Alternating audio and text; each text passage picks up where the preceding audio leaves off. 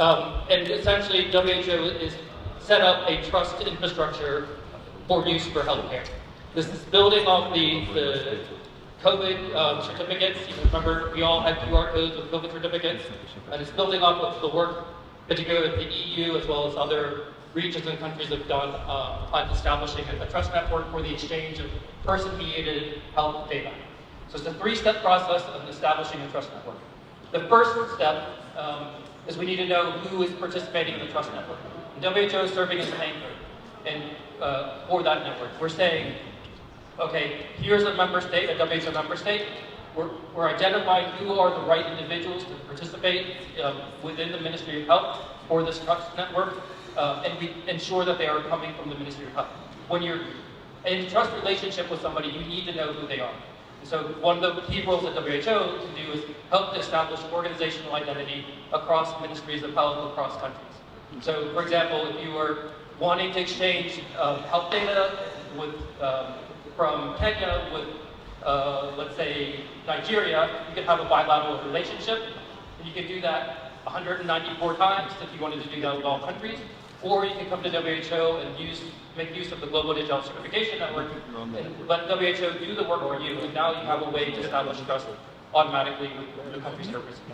So the first step of this is that we identify who's participating, and the participants need to generate a pair of public-private key pairs that are used for encryption and digital signatures. It's a core internet digital standard that's been around for many, many years that underlies our passports, our banking, our internet access. So now we're looking at the applications in healthcare.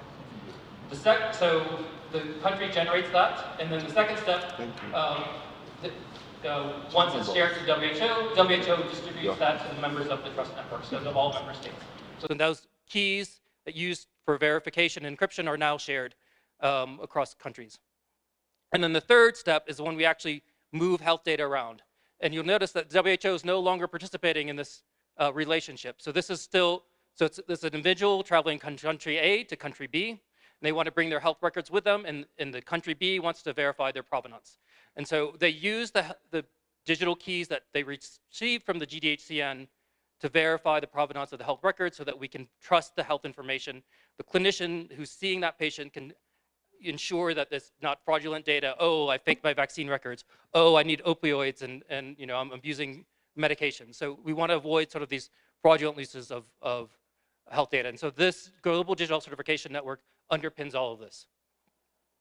So we have specifications for the GDHCN. You can access them at smart.who.in/trust.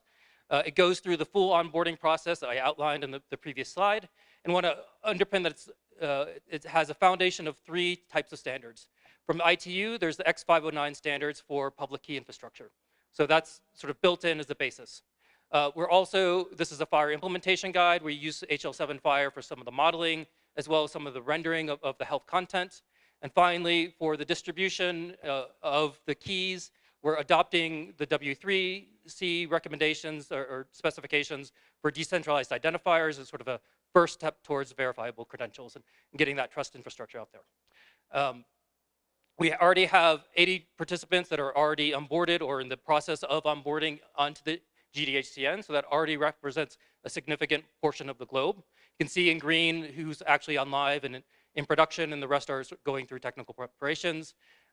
Just a note, in the region of Americas, there was a Connect-a-thon a few weeks ago where about 17 countries went through the technical preparation, so we should see a significant chunk of the PAHO region of the Americas turning green soon. The GDHCN operates on use cases or sets of use cases, and we package these together as trust domains. So a trust domain is the use cases that you're wanting to share the health data for. It's the services related to the issuance or verification or revocation of these health certificates or health documents, and the governance and processes that and policies that underpin and enable the legal framework for the exchange of this. So the GDHCN is a public infrastructure operated by WHO that can support multiple types of use cases or trust domains, and you can see examples of those types of trust domains on the right, and we'll dig into today and tomorrow some more details. But one I want to highlight today, as is being very important is another acronym, the IHR, the International Health Regulations, which govern the exchange of health information and public health risks, particularly across borders for public health security measures. So in the last World Health Assembly in May of 2024, amendments were passed to the International Health Regulations, which allow for a paper and a digital format of the ICVP or Yellow Book. Previously, you could only have a paper format, and there was no legal basis for taking a digital Yellow Book across borders. You can see in bold sort of the new text that allows digital and non-digital formats, and it sort of outlines the process and the governance of how WHO will be providing guidance and specifications for the ICVP. Should mention that countries were officially notified in September of 2024 to the passing of the amendments, which means that there's a 1-year implementation period from that for countries to be ready to go. So what we're working on now is a phased plan of making sure that all the tools and infrastructure is in place so that we can start to meet some of the deadlines for implementation of the IHR. In the amendments, you can see somewhat, I guess it's a little small, but the data fields that are in the ICVP, the Yellow Book. There's a few new data fields that were added in the amendments. What we've done is we've now taken this as the basis for our minimum data set for a digital ICVP or Yellow Book, and converted those into a FHIR logical model. So we have a way to computably represent the data requirements within that model ICVP that we saw. And so this is in a draft implementation guide, which you can access through the WHO website. And so now the question is, well, we've got this minimum data set. How do we actually connect it to existing data and existing systems? So one of the key types of existing data sets is the International Patient Summary, the IPS, which is a FHIR document. There's also a CDA, but we can focus on the FHIR aspect, which has basic summary information on an individual. So medications, allergies, and intolerance, any problem lists that they have, immunizations, results, procedures, diagnostic reports, so sort of basic health information. It's not an exhaustive set of health records. You're not going to have the full set of lab reports. You know, if you have somebody that is getting a viral load test for HIV, you don't see all of the viral load tests, the full history. You only see the most recent ones. So just to note that the IPS is not a shared health record, but it is a summary that's intended for use of the unscheduled cross-border or within-border care. So again, this is a summary. It's not a full record. And I think there's been some maybe perhaps miscommunication of what the IPS is intended for. So I want to just make sure that that's clear for everybody. So the IPS, well, what's its relation to the digital vaccine certificates or the ICVP is that there's an immunization section in the IPS. So we should be able to go from the IPS to a vaccine record and back and forth. And so we've actually done that in our draft implementation guide. We actually have the IPS mapping from the ICVP to the IPS. It's all computable, it's all there. This is in draft for us to get ready to go. So if your country is already doing IPS, and there are a lot of countries that are, you're already in good shape to do the digital ICVP, right? So that we'll have the mappings and ways to go back and forth between the two. There's also other regional initiatives around vaccine certificates. So for example, you see the European vaccination card that will be started in 2025. That's an independent project. What we want to do is ensure that there's compatibility between the ICVP and the European vaccination card. So if you have a European vaccination card, which will be more data than is in the ICVP, that should be sufficient enough for you to present as an ICVP. And this isn't just the EU VAC project. There are other regional projects and initiatives that we want to support and enable this interoperable sharing of health information through this trust infrastructure. And just to say, all of these vaccine certificates, all of the ICVP are going to rely on that GDHCN as the basis of trust to ensure the provenance of that QR code of the health data that's in the vaccine record that's in that QR code. So if you're interested in participating in the development of the digital ICVP, it's very timely. We have 10 months for implementation. We have a working group for member states to join. If you're interested in joining, please email us at the gdhcn-secretariat@who.int, and we'll take up some of the topics outlined in this working group. So making sure everything's going to work across the interoperability specifications, across countries and regions. If you are dealing with immunization records and certificates, this would be a great opportunity to make sure your voice and your needs and concerns are heard as we move forward with implementation. So with that, I'm going to turn it over to Naveen.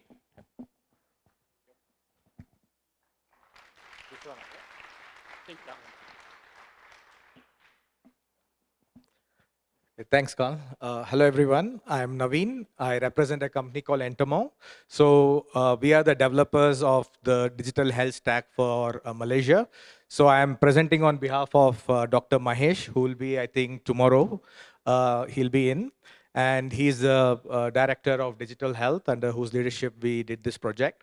So the topic for today's session is to sort of talk about our experience of implementing digital public infrastructure. So today we did hear some of the DPI design principles. So I don't know if we are completely compliant to some of those things that we spoke about, but we did do some of those. I think in Professor JS, he presented why do we need DPIs. So one of them was to have a population scale health stack, to give control to the citizens, to be able to have an ecosystem thinking. So some of those are definitely established, and I'm here to share in the next 10 minutes how we went about it and what do we have in the current implementation. So just a quick intro about the Malaysian health landscape. So it has a two-tier healthcare system. There is a primary public healthcare, which is universal healthcare, and then there is private healthcare. Second, 70% of the case volume is supported by the public healthcare system. Third, within the public healthcare system, there is about 3,000 primary healthcare centers and about 148 hospitals. So a lot of digital platform, the programs got accelerated during the COVID-19 pandemic. And because of that, the government decided to sort of everything which was under the act of the Pandemic Act, which were things around contact tracing data, movement data, a lot of those data were completely eliminated and closed. But the other infrastructure which were built during the COVID was taken up for public health use cases. So the system is called My Sejahtera. So Sejahtera is well-being in Bahasa Malaysia. So what is the system? So it basically has 4 user applications. So one at the top, as you can see, that is a public health app, which is My Sejahtera app. So it has pretty much all the residents of Malaysia. It's about 32.9 million users are verified and are on the platform. Second, at the bottom, you can see there is a provider portal. So during COVID-19, it provided pretty much all the provider services required, either through an API integration, bulk upload, or just using. So they were all using the provider portal. And then there is a policy hub, which served for all the PHAs, the public health administrators. So the way government manages in Malaysia is that they have district health officers. So every district health officer had a login to this platform, and they had reports and config. I mean, they could, for example, set up a different rule than the federal rule if the disease had a different outbreak parameters in the district. So these were the things that the policy hub had. And the fourth one is the My Sejahtera gateway. So this is the one which integrated to more than 15 applications, including the national immigration system. It was integrated to the national vaccine supply chain system. There was an implementation of blockchain, private Ethereum implementation in Malaysia for issuing digital vaccine certificate that was implemented. So about 15 national systems were integrated through the application gateway. So this is a little bit of a double click on this. So in a way, this could be seen as a stack. So if you actually see from the top, there are 4 user applications that I just shared. And the numbers are actually very good. We had a very good adoption during COVID, and we have continued the momentum beyond COVID-19 as well. So you can see about 32.5 million verified users. So these users have been verified, so we actually know their identity. So Malaysia launched their Malaysia Digital ID, which is the digital identity that some of them spoke in the morning on the DPI, but it has not yet got scale. There's still about 2 million users who have got the digital ID, but this was before that. But we have already integrated to the Malaysia Digital ID.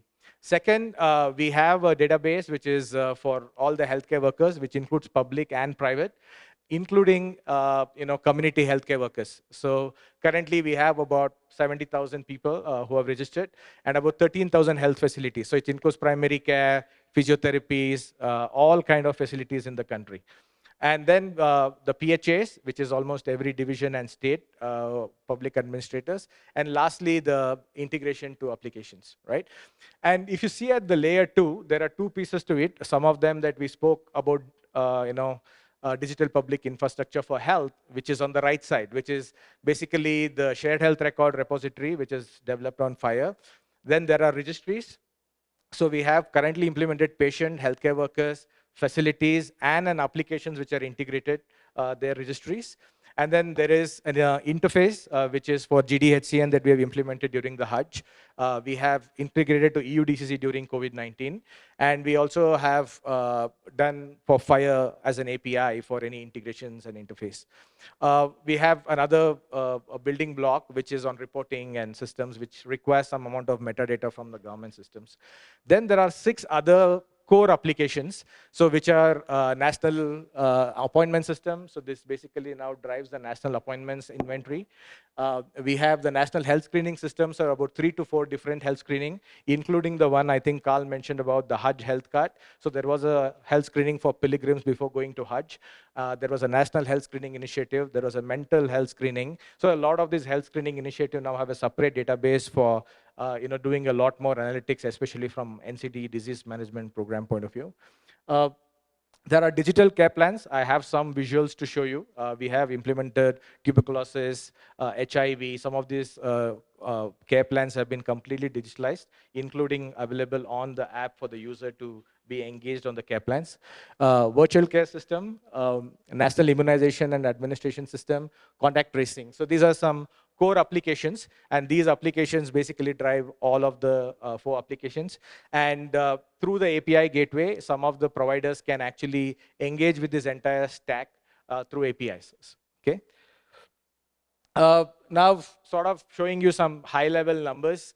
I mean, we saw in trillions and billions when the team from India shared their numbers, but for Malaysia, these are real big numbers. So at the peak, we had about 15 million users using the app regularly for different services. Up to 1 million appointments were pushed for services. About 500,000 digital vaccine certificates were issued in a day. About 38 million movement check-ins were captured, about in 1.2 premises. So what during the COVID Malaysia did was to have every premise digitally verifiable QR code identifier, and that user could go in and check in, and that goes into the contact tracing database. So there was a Bluetooth contact tracing as well. So all of them were being used through algos to identify contact tracing data, right? So at peak, we had about 2 million daily assessments. Now that is actually, if you take the adult population of Malaysia is about 24 million, 25 million. So 2 million is almost about 10% of the adult population using the system on one day. So these are some really good population scale transactional data. And we were able to manage during one of the phase of COVID, about 600,000 people who were either high-risk patients, or they were contact traced with respect to close contacts who needs to be traced digitally. So some data, so right after COVID, one of the first decision the ministry and the leadership did was to use the vaccine platform that was developed for the National Immunization Program. So the National Immunization Program was launched in 2022 in June, and now it is functional across the country. So in Malaysia, there is 13 states and 3 federal territories, so overall about 16. And the numbers are extremely good. So we are now totally about 4.1 million doses have been fully digitalized with the vaccine certificate. On a daily basis, we get about 5,000, close to 5,000 vaccine doses or vaccine certificates issued. So just to give it context to this, every year about 450,000 births happen in Malaysia. So from that point of view, you can see the numbers are quite big. And it sort of tells you that the coverage is very high, right? And this is how it looks. So there is on the app for the mother or the parent or the caregiver, there is a immunization schedule that they can track on the app, and what is administered and what is not administered, what is upcoming. It has notifications. It pushes you to remind you when the appointment for the next vaccination is, etc. And whichever is administered, they have a vaccine cert. And we pretty much use the same idea of EU-DCC. Now we are trying to move that to DVC standard that is being published on GDHCN. But it still does the same thing, that it signs the content using the same national key, and it is available as a QR code for anyone to electronically verify this vaccine cert. So all the vaccine certificate, adult vaccination, COVID vaccinations, and national immunization program, all of them are completely digitalized on the National Repository of Immunization. So then we enable some services, and the two biggest successes to highlight here. One is appointment, because this was a big challenge. So right now we have the appointments of all the 3,000 primary care centers, about 200 over services. So I think Carl presented one of the modules, part of the, a service, which is service and product catalog, to be developed as one of the common registry service. So we were able to implement that in Malaysia. So now we have 285 services, and out of that, the user can only book 14 services. And rest of the services are based on follow-up and referrals. Only a provider can book it, right? So by doing that, it has location data of the user. It tells you which is the closest facility, where can you get the best and the fastest appointment, etc. Right? And then organ donation was a major success. So the organ donation pledge program ran in Malaysia from 1998, but it was always manual. You have to go to a health facility or the district health office to do a pledge. So we moved it to digital. So whatever was the data, the numbers that they captured in a year, after the launch on an app, it was done in 6 weeks. The same amount of pledges which was done in a year. So it just tells you that we spoke about digital demand. Yes, users are really willing, but if there is a friction removed, the adoption can be very quick. This is the disease care plans that we implemented. This is an example of tuberculosis. So it gives a card from the day that the patient is onboarded, and the entire program and all the content around it is completely supported. So this also is in line with some of the smart principles that WHO has presented on the disease care plans. So then very recently in this year, we have formally launched the virtual care platform. And the virtual care platform is already launched in about 500 facilities. And you can look at the transactions, about 14,000. So some of the states have some infrastructure challenges, and this is being addressed. But there are some states which have already reached more than 70-75% of the clinics using it. But the very important data set that we saw once we got the initial 90 days data set is that 3 use cases have been very well adopted. Follow-up for antenatal, health screening follow-ups, and the NCD follow-ups. So these are the ones which are being used very well, because users also are not very keen coming up to a follow-up and would rather do it digitally.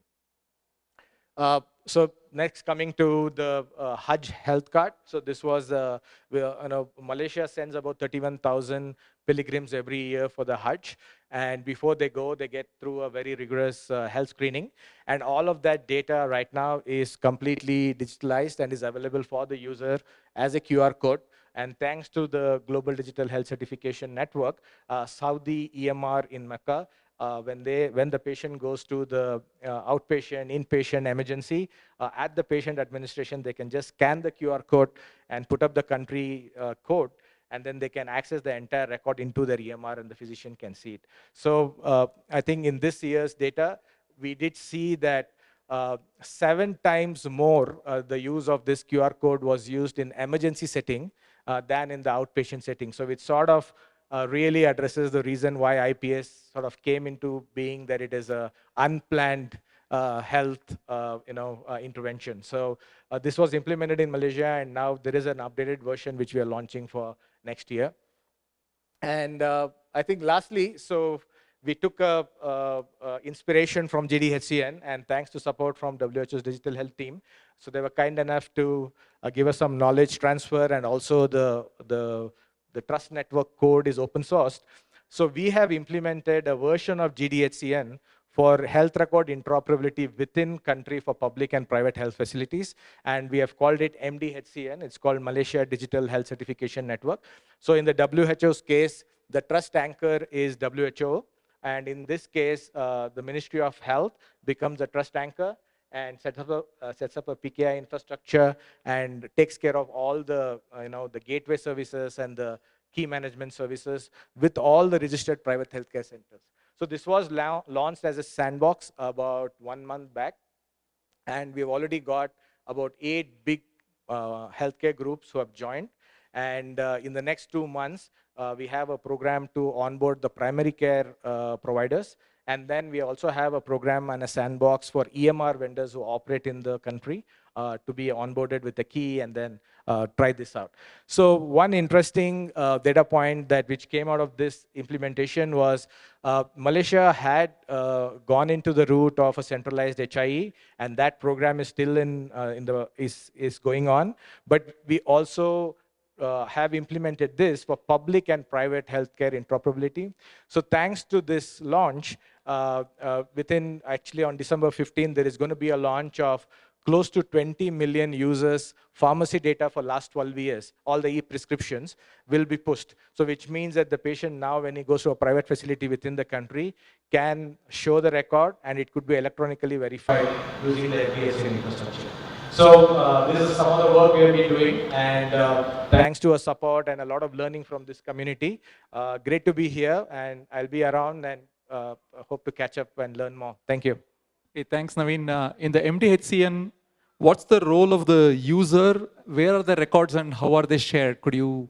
Yeah, sure. So we didn't, because of the time, we didn't put in the user flow, but there are 4 steps for the patient.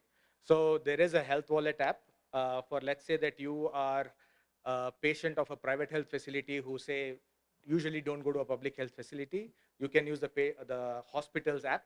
But if you are someone who use the public health system, then there is a national app, My Sajatra. So all the records are available in that app.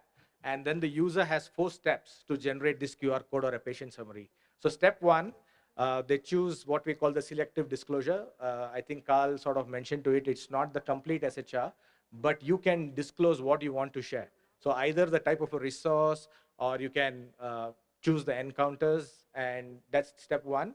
Step 2 is that you put up a passcode for this transaction so that when the receiving party scans the QR, it can be challenged for a passcode. So not everyone can read it. And third, there is an expiry of the QR code. So you can set it up to, it doesn't expire for 24 hours, etc. And then a QR code gets generated. So this is the user side of the flow. And on the provider side of the flow is that most of the HIS and the CMS systems, which is used in this primary and the healthcare centers. So they have an API where they can scan at the patient kiosk when they register. They scan and then they get challenged for the passcode. The user gives them the passcode, they put it up, and the record goes to the EMR. So that's how the transaction is done. The data stays wherever the card was generated. The data gets transferred only when the user gives a passcode and then there is a demand to pass. So otherwise, it's completely decentralized. And one of the reasons why we actually picked this up is that there was a report in the parliament actually by the Singapore health minister where he presented that their journey of 10 or 12 years of the national HIE, and they mentioned that they onboarded a lot of health facilities, almost 100%. But when they looked at the number of facilities who were actively contributing, the numbers was in single digits. So there is this tension between the public and private, but I think Singapore then decided to legislate to make mandatory for private health facilities to share. But now that we are at a very early stage of the journey, the decision was to give the control back to the user. And if the user chooses to share, then this tension goes away.